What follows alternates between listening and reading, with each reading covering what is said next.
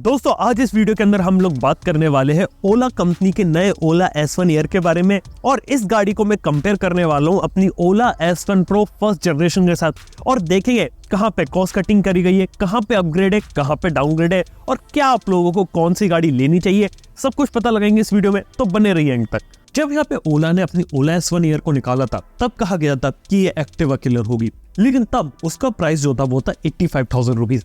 लेकिन अभी इस समय जब ओला S1 एयर मिलती है तब इसकी कीमत हो चुकी है 1,20,000 रुपीज। अब एक बात की जाए तो प्राइस तो इंक्रीज होनी थी क्योंकि जब से सब्सिडी हट गई है तब से सभी व्हीकल्स की प्राइस इंक्रीज हुई है। लेकिन सवाल ये आता है क्या 1,20,000 की जब ये बिक रही है तो क्या अपनी प्राइस पॉइंट को जस्टिफाई करती है? क्योंकि देखा जाए तो कुछ जगह तो अपग्रेड किया है लेकिन कुछ जगह डाउनग्रेड भी किया। चलिए कुछ अपग्रेड्स के बारे में बात करते हैं। जैसा कि आप लोग को पता है कि सबसे पहले तो सबसे बड़ी डिमांड थी कि डुअल सस्पेंशन होने चाहिए, तो फ्रंट और बैक में S1 एयर के अंदर आपको डुअल सस्पेंशन देखने को मिलते हैं। एक सबसे बड़ी डिमांड थी लोगों की फ्लैट फुटबोर्ड होना चाहिए, तो वो आपको यहाँ पे देखने को मिलता है। इसके साथ ही यहाँ पर आपको बोला गया था कि पीछे जो ग्रैब हैंडल्स थी S1 Pro की वो फाइबर की थी और वो बॉडी से कनेक्ट नहीं थी और इतनी ज्यादा स्ट्रॉन्ग नहीं थी। अभी पूरी तरह से मेटल की है और अब जो ग्रैब हैंडल्स है वो चेसी का यहाँ पे पार्ट बन चुकी है। लेकिन वही बात करें कुछ दूसरी चीजों की, एक इंपॉर्टेंट चीज ये कि इस बार जो S1 एयर है इसको लाइट वेट भी बनाया गया और 108 किलोग्राम इसका यहाँ पर वेट है, जो कि काफी अच्छी चीज लगी कि गाड़ी को थोड़ा हल्का बनाया। लेकिन एक बात बताओ, गाड़ी को हल्का बनाने के लिए यहाँ पे काफी ज्यादा प्लास्टिक का यूज किया गया। अगर आप ओला S1 एयर को देखेंगे तो यहाँ पे फाइबर का यूज काफी ज्यादा किया गया पिछले वाले वर्जन से भी, और गाड़ी देखा जाए तो ऐसा लगती है कि काफी ज्यादा प्लास्टिक ही है। लेकिन इंटरनली देखा जाए तो अभी भी ट्यूबुलर फ्रेम यूज की गई है और इंटरनल चेसी अभी भी स्ट्रॉन्ग है। और फाइबर के कुछ नुकसान और कुछ फायदे दोनों रहते हैं। देखो नुकसान तो है कि अगर गाड़ी आसानी से वो डैमेज हो सकती है, पैनल्स टूट सकते हैं, क्रैक हो सकते हैं, यहाँ पे स्क्रैचेस वगैरह आ सकते हैं। लेकिन फायदा इसका ये रहता है कि ओवरऑल गाड़ी को ये लोग लाइट वेट बना सकते हैं, जिस कारण से आपको ज्यादा रेंज मिलेगी। और यही ओला S1 एयर के साथ किया कि गाड़ी को लाइट वेट बनाया गया ताकि जो लेडीज है वो भी इसे चला सके, प्लस रेंज भी यहाँ पर ज्यादा देगी। और ऊपर से जो पैनल कॉस्ट होती है रिप्लेसमेंट की वो मेटल के कंपैरिजन में सस्ती रहती है, इसी वजह से लोग यहाँ पर गए। लेकिन मेरे हिसाब से प्लास्टिक को थोड़ा कम यूज करके थोड़ी और बेटर बिल्ड यहाँ पे दी जा सकती थी आउटर बॉडी के अंदर। वहीं पे बात करें तो ओवरऑल जब आप इसे चलाते हैं ना तो एक्सपीरियंस यहाँ पे काफी सही है। सबसे पहले तो जो हैंडल होता है वो भी काफी लाइट फील होता है, यहाँ तक कि अगर आप इसे लंबे समय तक ड्राइव करना चाहते हैं तो सस्पेंशन भी इस तरीके के कि आपको यहाँ पे कोई भी बैक पेन देखने को नहीं मिलेगा। और आपको ये भी बता सकता हूँ कि इस गाड़ी की जो हाइट है वो आमतौर पे थोड़ी सी ज्यादा है दूसरों के कंपैरिजन में, क्योंकि आमतौर पे जो दूसरी गाड़ियां होती है वो थोड़ी लो हाइटेड रहती है, उनका ग्राउंड क्लियरेंस भी कम रहता है। और अगर आपकी हाइट 6 फीट है उससे ज्यादा तो भी आपको इस गाड़ी को चलाने में दिक्कत नहीं आएगी। हालांकि जिन लोगों की हाइट थोड़ी सी कम रहेगी उन लोगों को ये गाड़ी चलाने में थोड़ी सी दिक्कत यहाँ पर आ सकती है। इसके साथ ही यहाँ पे जो व्हीकल देख रहे हैं ये लिक्विड सिल्वर कलर के साथ और यहाँ पे डुअल टोन कलर को यूज किया गया है, जिसके अंदर देखने में अच्छा भी लगता है। लेकिन एक जो चीज यहाँ पे मेरे को जो पसंद नहीं आई यार वो ये थी यार, साइड के जो पैनल्स होते हैं वो टोटली ओपन है। यहाँ पे जो पीछे की हब मोटर है वो विजिबल रहती है और देख के ऐसा लगता है कि आप उन्हें और भी ज्यादा कवर कर सकते थे। इसके साथ ही बात किया तो एक कॉस्ट कटिंग यहाँ पर ओला ने करी है और वो है यहाँ पे डिस्क ब्रेक को हटा के ड्रम ब्रेक्स को डाल देना। 1,20,000 के प्राइस पॉइंट पे कोई भी इंसान डिस्क ब्रेक को ही एक्सपेक्ट करेगा, क्योंकि जब उसे हाई स्पीड पर भगाएगा तो उसको ऑब्वियसली ब्रेकिंग अच्छी देखने को मिलेगी। लेकिन इस गाड़ी के अंदर ड्रम ब्रेक के कारण उतनी अच्छी ब्रेकिंग देखने को नहीं मिलती। गाड़ी को अगर आपको सिटी के अंदर चलाना है तो वहां पे आपको कोई प्रॉब्लम नहीं आएगी, लेकिन हाईवे या जब हाई स्पीड में भगाना होता है और उसके बाद अगर आपको ब्रेक लगाने हैं तब यहाँ पर दिक्कत आ सकती है और वहां पे आपको थोड़ा सा ध्यान रखना पड़ेगा, क्योंकि गाड़ी स्पोर्ट्स मोड के अंदर 80 किलोमीटर/आवर की स्पीड इजीली अचीव कर सकते हैं और वहां पे गाड़ी को रोक पाना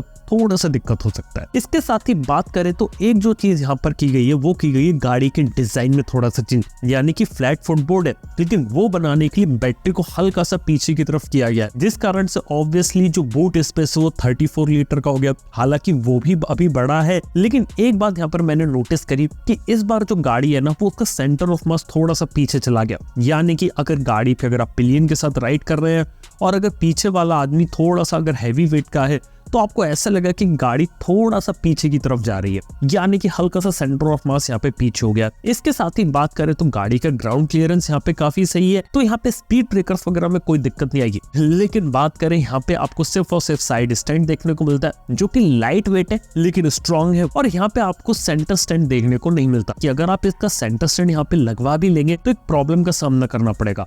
वो ये कि सेंटर स्टैंड लगाने के बाद यहाँ पे ग्राउंड क्लियरेंस यहाँ पे चले जाता है, जो कि एक दिक्कत वाली बात हो सकती है, लेकिन वो एज एन एक्सेसरी यहाँ पर अवेलेबल है। वही बात करें साइड में आप जो फ्रेम देख रहे हैं ना, ये एक थर्ड पार्टी एक्सेसरी है, ये कोई ऑफिशियल एक्सेसरी नहीं है। और एक बात मैं आपको क्लियर बता देना चाहता हूँ, जब भी आप कोई थर्ड पार्टी एक्सेसरी लगवाते हैं और उस थर्ड पार्टी एक्सेसरी के कारण अगर कोई भी डैमेज या कोई भी प्रॉब्लम आती है गाड़ी में, तो कंपनी उसकी वारंटी यहाँ पर नहीं देती। तो आप अपने रिस्क पे ये चीज लगवा सकते हैं और ध्यान रख सकते हैं। वही बात करें ओला S1 एयर के अंदर और भी ज्यादा कॉस्ट कटिंग की गई है, जैसे कि DRL लाइट जो S1 Pro के अंदर थी वो काफी अच्छी लगती थी, यहाँ से टोटली मिसिंग है, बस सिर्फ इन्होंने नाम के डिजाइन के लिए उसे रखा हुआ है। वही बात करें यहाँ पे स्पीकर्स की, तो जहां आपको मालूम है कि ओला गाड़ी के अंदर आपको डुअल स्पीकर मिलते थे, यहाँ पे S1 एयर के अंदर सिर्फ एक स्पीकर है राइट हैंड साइड के अंदर। हालांकि जो पॉकेट्स थी उनको थोड़ा बड़ा कर दिया गया है, लेकिन सिर्फ एक स्पीकर दिया गया। यार कॉस्ट कटिंग तो उन्होंने यार यहाँ पर करी है। वही बात करें जो व्हील्स होते हैं, वहां पर भी अलॉय व्हील की जगह स्टील व्हील देके वहां पर भी कॉस्ट कटिंग करी है। और वही बात करें टच स्क्रीन, तो 7 इंच की टच स्क्रीन है 480p रिजोल्यूशन की। देखो 480p रिजोल्यूशन से ऐसे कोई प्रॉब्लम नहीं आती, स्क्रीन ब्राइट है और ये चलता है MoveOS 3.1.1 पे। अब देखा है तो चलाने में से कोई दिक्कत नहीं है। हालांकि मेरे को ये जो UI रहता है इनका इतना स्मूथ नहीं लगा, खास तौर पे जब हम इसका नेविगेशन यूज करते हैं तो नेविगेशन के अंदर हल्का सा लैग यहाँ पर देखने को मिलता है, जो कि और स्मूथ हो सकता है। लेकिन वही बात करें गाने बजाने की या म्यूजिक की या पार्टी मोड की, यार वो अच्छे तरीके से चलता है। और एक जो चीज अच्छी लगी कि फाइनली अब इन्होंने नेविगेशन फिक्स कर दिया, क्योंकि जो मेरे पास जो ओला S1 Pro है ना, उसके अंदर नेविगेशन कभी ढंग से काम किया ही नहीं। 10 में से एक बार ही उसमें से ढंग से चलता था, और फर्स्ट जनरेशन का वो इनिशियल बैच था तो उसमें हमेशा से नेविगेशन की प्रॉब्लम थी। लेकिन यहाँ पर देखा तो नेविगेशन बिना किसी दिक्कत के चलता है, तो वो मुझे लगता है कि यहाँ पर उन्होंने काम किया। लेकिन इसी के साथ ही जो दूसरे स्पेसिफिक MoveOS के फीचर थे, तो वो भी इन्होंने यहाँ पे कंटिन्यू रखे, जैसे कि different level of reason mode, documents आप यहाँ पे लगा सकते हैं, तो वो कुछ सारी चीजें हैं। और देखा जाए तो MoveOS 4 के बाद आपको और भी ज्यादा फीचर्स देखने को मिलेंगे।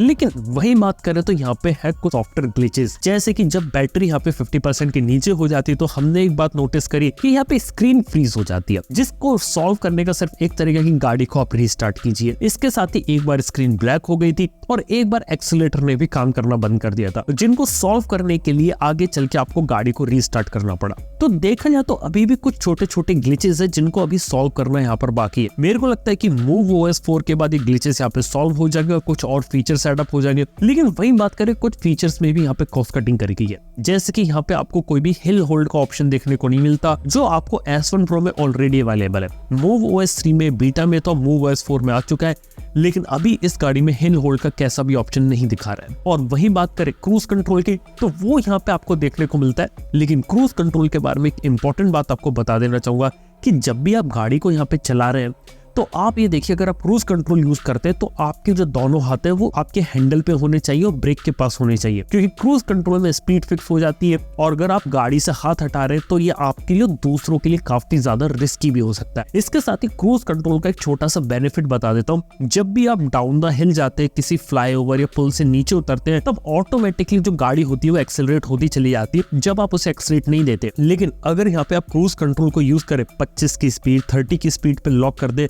तो आपकी गाड़ी उसी स्पीड पे चलती रहेगी, डाउन द लाइन एक्सेलरेट नहीं होगी, जिस कारण से गाड़ी की स्पीड भी मेंटेन रहेगी, आपको एक्सेलेटर भी नहीं देना पड़ेगा, ब्रेक भी नहीं दबाने पड़ेंगे और आप कंट्रोल्ड वे में गाड़ी को नीचे उतार सकते हैं। तो वो एक अच्छा यूज केस है जहाँ पे यूज किया जा सकता है। वही बात करो अगर मैं ब्रेकिंग की, तो ब्रेकिंग मैंने बताया था कि यहाँ पे ड्रम ब्रेक्स की ब्रेकिंग उतनी खास नहीं लगी, लेकिन यहाँ पे जो रीजनरेटिव ब्रेकिंग दे रखी है ना, वो यहाँ पे काफी सही लगी। हालांकि छोटी सी दिक्कत मेरे को उसमें भी लगी, वो ये थी कि इनिशियली जब मैं रीजनरेटिव ब्रेकिंग देता हूँ ना, तो हल्का सा मेरे को जर्क यहाँ पे फील होता है, क्योंकि यहाँ पे हब मोटर दी गई है और हब मोटर वो होती है जहाँ पे टायर के अंदर ही यहाँ पे मोटर को बिल्ड किया जाता है। आमतौर पे गाड़ी की कीमत कम करने के लिए हब मोटर को डाला जाता है और इससे बेटर होती है मिड ड्राइव मोटर, जो इनके प्रो मॉडल में आपको देखने को मिलती है, जो ज्यादा एफिशिएंट भी होती है, ज्यादा रेंज भी निकालती है और ज्यादा पावर भी डिलीवर करती है। और हब मोटर के कारण रीजनरेटिव ब्रेकिंग, जब आप एक्सीलरेटर को थोड़ा आगे करेंगे तो हल्का से जर्क यहाँ पे फील होता है। और हब मोटर के साथ एक और दिक्कत है कि अगर आप पीछे वाले टायर को अगर आपको चेंज करवाना है तो वो भी एक डिफिकल्ट टास्क होगा हब मोटर के अंदर। वही बात करूं अगर मैं रेंज की,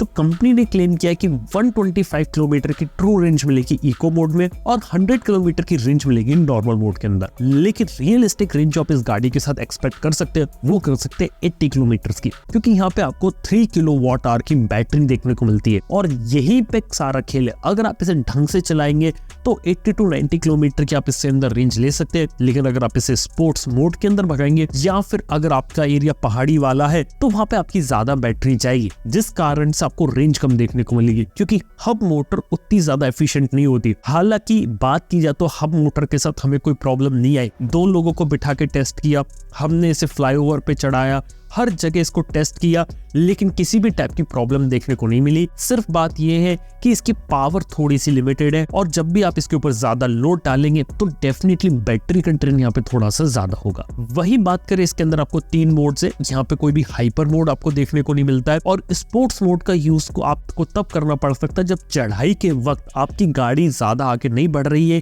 क्योंकि 2 लोगों को बिठा के हमारी गाड़ी की जो टॉप स्पीड थी वो 40 किलोमीटर पर आवर थी और अगर आपको ज्यादा स्पीड चाहिए तो स्पोर्ट्स मोड पे स्विच करना पड़ सकता है। लेकिन ध्यान रखना कि स्पोर्ट्स मोड पे बैटरी ड्रेन और भी यहाँ पे ज्यादा रहता है। इको मोड इसका मेरे को सरप्राइजिंगली काफी अच्छा लगा। 42 किलोमीटर पर आवर की स्पीड पे लॉक्ड है, लेकिन वो एक ऐसा मोड है जो यहाँ पे यूज किया जा सकता है और उस पर रेंज भी निकाली जा सकती है और सिंगल आदमी अगर इको मोड का यूज करे तो काफी अच्छी रेंज यहाँ पर निकाल सकता है। और एक और बात बता सकता हूँ यहाँ पे आपको कि इनिशियल लेवल पे नॉर्मल मोड में ही इसका इनिशियल एक्सेलरेशन बहुत ज्यादा है, यानी कि जो पिकअप रहता है, टॉर्क रहता है काफी ज्यादा है, जिस कारण से अगर आप टर्न ले रहे हैं या यू टर्न वगैरह लेना है तो आपको एक दिक्कत आ सकती है अगर आपकी गाड़ी कंट्रोल में नहीं है तो, क्योंकि वहां पे आसानी से गाड़ी आउट ऑफ कंट्रोल जा सकती है। इनिशियल टॉर्क, इनिशियल एक्सेलरेशन को अभी भी एक ऐसी चीज है जो ये लोग यहाँ पे फिक्स कर सकते हैं। बाकी ओवरऑल बात करें तो ये रेगुलर जो सिटी ड्राइविंग होती है, अगर किसी को 20-25 किलोमीटर से दूर ज्यादा जाना नहीं है उनके लिए यहाँ पे सही है। चार्जिंग के बारे में बात करें तो पीछे के चार्जिंग सॉकेट की फिट एंड फिनिश इंप्रूव करी है, लेकिन जो चार्जिंग सॉकेट पे जो प्रोटेक्टर कवर था उसको रिमूव कर दिया गया है और चार्जर में भी थोड़े चेंजेस कर दिए गए हैं। वही बात करें 750 वॉट के पोर्टेबल चार्जर के साथ आता है। हाइपर चार्जर के साथ हमने इसे अभी तक टेस्ट नहीं किया है यहाँ पे, लेकिन फुल चार्ज होने में लगभग 5 घंटे लग सकते हैं। और बिजली की यूनिट्स के अंदर बात करें तो 0 to 100% होने में ऑलमोस्ट 3 यूनिट तक यहाँ पे आपका खर्च हो सकता है बिजली का। देखो अगर ओवरऑल अगर मैं गाड़ी को कंपेयर करूँ, कहूँ कि ये एक्टिवा किलर है कि नहीं है, देखो अगर मैं ओवरऑल अगर मैं कंपेयर करूँ तो हाँ ये एक्टिवा किलर लगती है, क्योंकि डेफिनेटली एक्टिवा को जब आप यूज करेंगे तो उसके अंदर खर्चे आपके ओवर द हेड काफी ज्यादा इंक्रीज होते चले जाएंगे। यहाँ पे अपफ्रंट कॉस्ट ज्यादा है लेकिन रनिंग कॉस्ट आपको उतनी देखने को नहीं मिलेगी। और अगर डेली की रनिंग 20-25 किलोमीटर की है तो डेफिनेटली आप इसकी गाड़ी के पूरे पैसे यहाँ पे आने वाले सालों में वसूल कर सकते हैं। लेकिन फिर भी मेरे को लगता है कि 1,20,000 रुपए हब मोटर और ड्रम ब्रेक्स के लिए थोड़ा सा ज्यादा है। यहाँ पे अगर मिड ड्राइव मोटर होती है और डिस्क ब्रेक आ जाते हैं ना तो और भी काफी ज्यादा एक अच्छी चीज यहाँ पर मेरे को लगती है। लेकिन फिर भी अगर मैं ओवरऑल एज अ प्रोडक्ट इस गाड़ी को देखूं तो 1,20,000 रुपए में ये प्रोडक्ट ऐसा है कि आपको मार्केट में सबसे ज्यादा रेंज प्रोवाइड करता है, सबसे ज्यादा फीचर्स प्रोवाइड करता है, इसीलिए ओला गाड़ी यहाँ पे मार्केट के अंदर सबसे ज्यादा यहाँ पर बिकती है। लेकिन इसका एक डाउन साइड भी है, जिस तरीके से यहाँ पे गाड़ी तेजी से बिकना शुरू हुई है ना उस तेजी से इसकी सर्विस इंप्रूव नहीं हुई है। पिछले साल जब इन्होंने अपने एक्सपीरियंस सेंटर खोले थे और वहां पे सर्विस वाली चीजों को सेटअप किया था तो देख के अच्छा लगा था कि सर्विस वाली प्रॉब्लम को ये लोग सॉल्व कर रहे हैं। लेकिन प्रॉब्लम क्या आ गई पता है कि गाड़ी ये लोग बहुत ज्यादा बेचने लगे और उतनी गाड़ी बेचने के बाद जितनी प्रॉब्लम्स आई है उनको सॉल्व करने के लिए इनके पास सर्विस इंजीनियर, सर्विस टेक्नीशियंस काफी कम है और सर्विस सेंटर्स भी कम है, जहां पे मेरे को लगता है कि इस कंपनी को अभी और ज्यादा काम करने की जरूरत है, क्योंकि आफ्टर सेल सर्विस ऐसी चीज है जो हर एक यूजर की यहाँ पे प्रॉब्लम है। उम्मीद करता हूँ कि ओला कंपनी इस चीज को एज अ फीडबैक ले और अपनी सर्विस के ऊपर काम करे, क्योंकि जहाँ जितनी प्रॉब्लम लोगों को सर्विस के अंदर आ रही है अगर वो प्रॉब्लम ये लोग सॉल्व कर देना तब ये लोग मार्केट में लंबे समय तक नंबर 1 बन सकते हैं। तो दोस्तों ये थी कहानी यहाँ पे नई ओला कंपनी की जो S1 एयर है उसकी, और इसके प्रोज एंड कॉन्स सबके बारे में हमने बात करी। बाय द वे आप लोग क्यों नहीं बताते कि आप लोग की गाड़ी यहाँ पर कैसी लगी, नीचे कमेंट में। वीडियो पसंद आए तो लाइक करें, सब्सक्राइब करें चैनल को। थैंक यू वीडियो देखने के लिए। मैं आपसे मिलता हूं नेक्स्ट वन के अंदर। Good bye.